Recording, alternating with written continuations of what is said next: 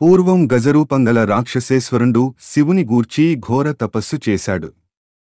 అతని తపస్సుకు మెచ్చి పరమేశ్వరుడు ప్రత్యక్షమై ఒక వరము కోరుకోమన్నాడు. అంత గజాసురుండు పరమేశ్వరుని స్తుతించి, స్వామి, నీవు ఎల్లప్పుడూ నా ఉదరమందు నివసించి ఉండమని కోరాడు. భక్త సులభుండగు పరమేశ్వరుండు అతని కోర్కెదీర్చి గజాసురుని ఉదరమందు ప్రవేశించాడు.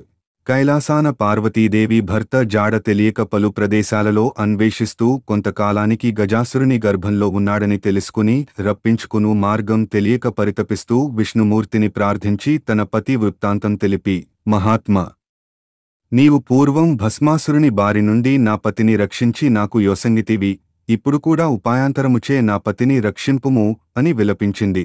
శ్రీహరి పార్వతీదేవిని ఓదార్చి ధైర్యం చెప్పి పంపాడు. అంత హరి బ్రహ్మాది దేవతలను పిలిపించి పరమేశ్వరుని రప్పించుటకై గజాసుర సంహారమునకు గంగిరెద్దుమేళమే సరియైనదిగా నిశ్చయించి నందిని గంగిరెద్దుగా ముస్తాబు చేసి బ్రహ్మాది దేవతలందరి చేత తలొక వాద్యమును ధరింపజేసి తాను కూడా చిరుగంటలు సన్నాయిలు తీసుకుని గజాసురపురానికి వెళ్లి జగన్మోహనంబుగా వాయిద్యాలతో నందిని ఆడించుచుండగా గజాసురుండు విని వారిని తన చెంతకు పిలిపించి తన భవనమందు ఆడింపమని కోరాడు. బ్రహ్మాది దేవతలు వాద్య విశేషంబుల బోరు సలుప జగన్నాటక సూత్రధారియగు హరి చిత్రవిచిత్రంగా గంగిరెద్దును ఆడించగా గజాసురుండు పరమానందభరితుడై మీకేమి కావలేనో కోరుకోండి ఇచ్చెదను అన్నాడు. అప్పుడు విష్ణుమూర్తి వానిని సమీపించి, ఇది శివుని వాహనమగు నంది. శివుని కనుగొనుటకే వచ్చింది. కావున శివునోసంగు అనెను. ఆ మాటలకు గజాసురుడు నివ్వెరపడి అతనిని రాక్షసాంతకుడగు శ్రీహరిగా గ్రహించి తనకు మరణమే నిశ్చయమనుకొనుచు తన గర్భస్థుండగు పరమేశ్వరుని నా శిరస్సు త్రిలోక పూజ్యముగా చేసి నా చర్మము నీవు ధరింపుమని ప్రార్థించెను. విష్ణుమూర్తి అంగీకారం తెలిపి నందిని ప్రేరేపించాడు. నంది తన కొమ్ములతో గజాసురుని చీల్చి సంహరించాడు. అప్పుడు శివుడు గజాసుర గర్భం నుండి బహిర్గతుడై విష్ణుమూర్తిని స్తుతించెను. అంతనా హరి దుష్టాత్ములకెట్టి వరంబు లీయరాదు, ఇచ్చినచో పామునకు పాలుపోసినట్లగునని ఉపదేశించి బ్రహ్మాది దేవతలకు వీడ్కోలు తెలిపి తాను వైకుంఠమునకు వెళ్లాడు. పిదప శివుడు నంది నెక్కి కైలాసానికి వేగంగా వెళ్లాడు. కైలాసంలో పార్వతీదేవి భర్త రాకను దేవాదుల వలన విని సంతోషించి పరమేశ్వరుని స్వాగత సన్నాహానికై అభ్యంగన స్నానాలంకార ప్రయత్నంలో తనకే ఉంచిన నలుగుపిండితో ఒక ప్రతిమను చేయగా అది చూడముచ్చటైన బాలుని రూపముగా ఉండెను. ఆ రూపానికి ప్రాణప్రతిష్ఠ చేయాలనిపించి అంతకు పూర్వం తన తండ్రి నుండి పొందిన మంత్రఫలముతో ఆ ప్రతిమకు ప్రాణప్రతిష్ఠ చేసెను. ఆ దివ్యస్వరూపుడైన బాలుడ్ని వాకిట ముందు కాపుగా ఉంచి ఎవ్వరినీ లోనికి రానియవద్దని తెలిపింది. స్నానానంతరం పార్వతీ సర్వాభరణాలు అలంకరించుకుని పతి రాక కోసం నిరీక్షించసాగింది. అప్పుడు పరమేశ్వరుడు నంది నధిరోహించి వచ్చి లోపలికి పోబోయాడు. ఇంతలో వాకిలి ద్వారముననన్న బాలుడు అడ్డగించాడు. బాలుని ధిక్కారానికి కోపం వచ్చిన శివుడు తన మందిరమున తనకే ధిక్కరింప అని రౌద్రరూపంలో తన త్రిశూలంతో బాలుని కంఠాన్ని ఉత్తరించి లోపలికి వెళ్లాడు. అంత పార్వతీదేవి భర్తను చూసి ఎదురువెళ్లి అర్ఘ్యపాద్యాదులచే పూజించింది. వారిరువురు పరమానందంతో ప్రియ సంభాషణములు ముచ్చటించుకొంటుండగా ద్వారం దగ్గర ఉన్న బాలుని ప్రస్తావన వచ్చింది. అంత ఆ మహేశ్వరుండు తాను చేసిన పనికి చింతించి గజాసురుని శిరస్సును బాలునికి అతికించి ప్రాణం ప్రసాదించి గజాననుడు అని పేరు పెట్టాడు. అతనిని పుత్ర ప్రేమంబున ఉమామహేశ్వరులు పెంచుకున సాగారు. గజాననుడు తల్లిదండ్రులను పరమభక్తితో సేవిస్తున్నాడు.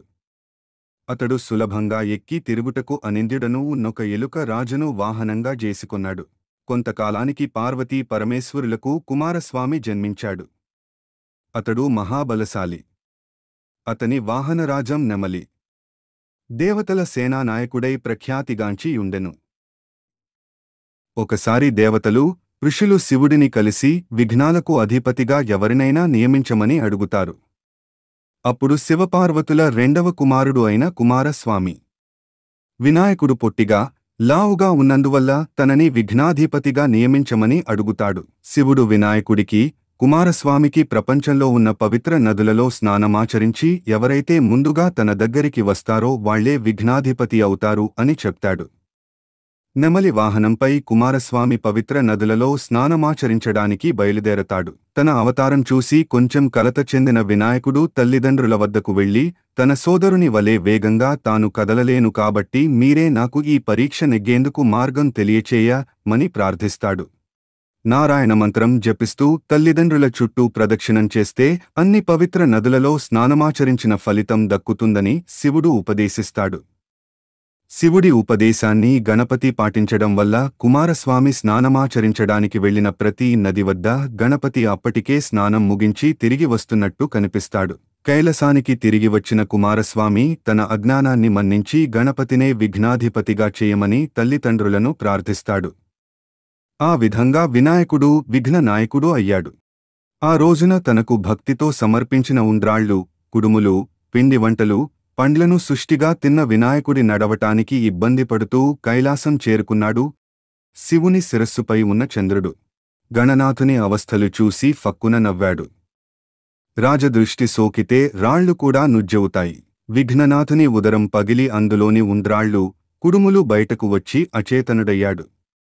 దీంతో ఆగ్రహించిన పార్వతీదేవి, పాపాత్ముడా, నీ దృష్టి సోకి నా కుమారుడు అచేతనంగా పడి ఉన్నాడు. కాబట్టి నిన్ను చూసివారు పాపాత్ములై నీలాపనిందలు పొందుదురుగాక అని శపించింది. పార్వతీదేవి చంద్రుని శపించిన సమయంలో సప్తఋషులు భార్యలతో కలిసి యజ్ఞం చేస్తూ అగ్నిదేవునికి ప్రదక్షిణం చేస్తున్నారు. అగ్నిదేవుడికి ఋషిపత్నుల మీద మోహం కలిగింది. కోరిక తీరక శపిస్తారేమో అనే భయంతో అగ్ని క్షీణింపసాగాడు. భర్త కోరిక తెలుసుకున్న స్వాహాదేవి ఋషుల భార్యల రూపంలో అగ్నిదేవుడిని చేరింది. అగ్నిదేవునితో ఉన్నది తమ భార్యలేనని భ్రాంతి చెందిన ఋషులు వారిని విడిచిపెట్టారు. శాపగ్రస్తుడైన చంద్రుని చూడటం వలనే ఋషుల భార్యలు నీలాపనిందలకు గురయ్యారని దేవతలు గ్రహించారు. వీరందరూ బ్రహ్మదేవునితో కలసి కైలాసానికి వెళ్లారు. మరణించిన విఘ్నేశ్వరుడిని బ్రహ్మదేవుడు తిరిగి బతికించాడు. తర్వాత పార్వతీదేవితో, అమ్మా, నీవు చంద్రునికి ఇచ్చిన శాపం వలన ఆపద కలిగింది. కావున శాపాన్ని ఉపసంహరించుకో అని కోరాడు.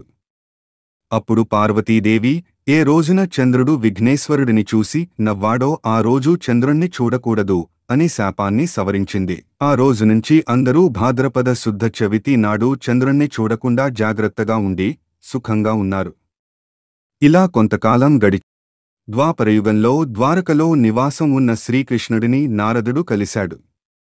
కాసేపు పిచ్చాపాటి మాట్లాడాక, స్వామీ, ఈ రోజు వినాయక చవితి.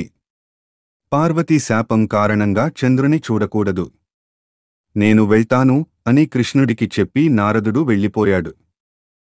ఆ రోజు రాత్రి ఎవ్వరూ చంద్రుణ్ణి చూడకూడదని పట్టణంలో శ్రీకృష్ణుడు చాటింపు వేయించాడు. శ్రీకృష్ణుడికి పాలంటే ఇష్టం. ఆ రోజు రాత్రి శ్రీకృష్ణుడు ఆవు పాలను తాగుతుండగా పాత్రలోని పాలలో చవితి చంద్రుడి ప్రతిబింబాన్ని చూశాడు. దాంతో తనకెలాంటి అపనింద వస్తుందో అని చింతించాడు. కొన్ని రోజులు గడిచాయి. సత్రాజిత్తు సూర్యుని వరంతో సమంతకమణిని సంపాదించాడు.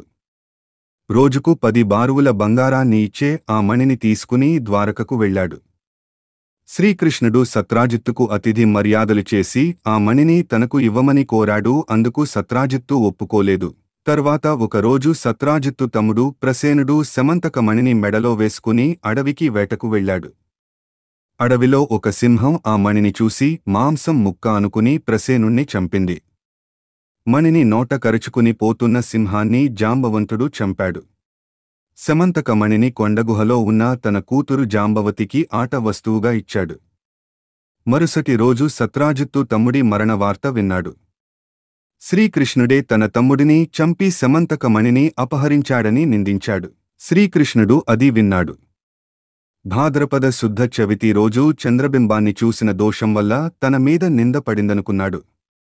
సమంతకమణిని వెదుకుతూ అడవికి వెళ్లాడు. ఒకచోట ప్రసేనుడి శవం కనిపించింది. అక్కడినుంచి సింహం అడుగులు కనిపించాయి. వెదుకుతూ వెళ్లి ఒక పర్వత గుహలోకి ప్రవేశించాడు. అందులో ఉన్న ఉయ్యాలకు కట్టిన మణిని చూసి దానిని తీసుకుని బయటకు రాసాగాడు. వెంటనే జాంబవతి పెద్దగా ఏడ్వసాగింది.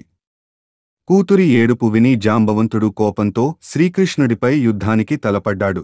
వారిద్దరి మధ్య 28 రోజులు యుద్ధం జరిగింది. జాంబవంతుని శక్తి తగ్గిపోయింది. తనతో యుద్ధం చేస్తున్నవాడు శ్రీరామచంద్రుడని తెలుసుకున్నాడు. త్రేతాయుగంలో జాంబవంతుడు శ్రీరాముడితో యుద్ధం చేయాలని కోరాడు. ఆ కోరికను ఇప్పుడు శ్రీకృష్ణుని రూపంలో వచ్చి తీర్చాడని గ్రహించాడు. శ్రీకృష్ణుడికి నమస్కరించి సమంతకమణితో పాటు తన కుమార్తె జాంబవతిని కూడా ఆయనకు సమర్పించాడు.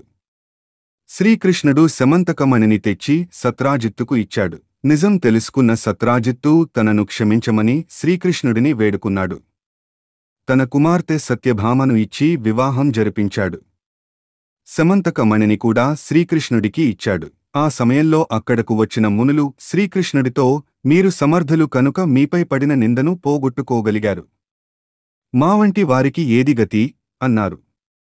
భాద్రపద శుద్ధ చవితినాడు యథావిధిగా వినాయకుని పూజించి ఈ సమంత కోపాఖ్యానాన్ని విని అక్షతలు తలపై వేసుకున్న వారికి ఆ రోజు చంద్రదర్శనమైనా కూడా అపనిందలు కలగవు అని శ్రీకృష్ణుడు చెప్పాడు. ఆనాటినుంచి ప్రతి సంవత్సరం భాద్రపద శుద్ధ చవితి రోజు దేవతలు, మహర్షులు, మనుషులు తమ శక్తికి తగినట్లుగా గణపతిని పూజించి తమ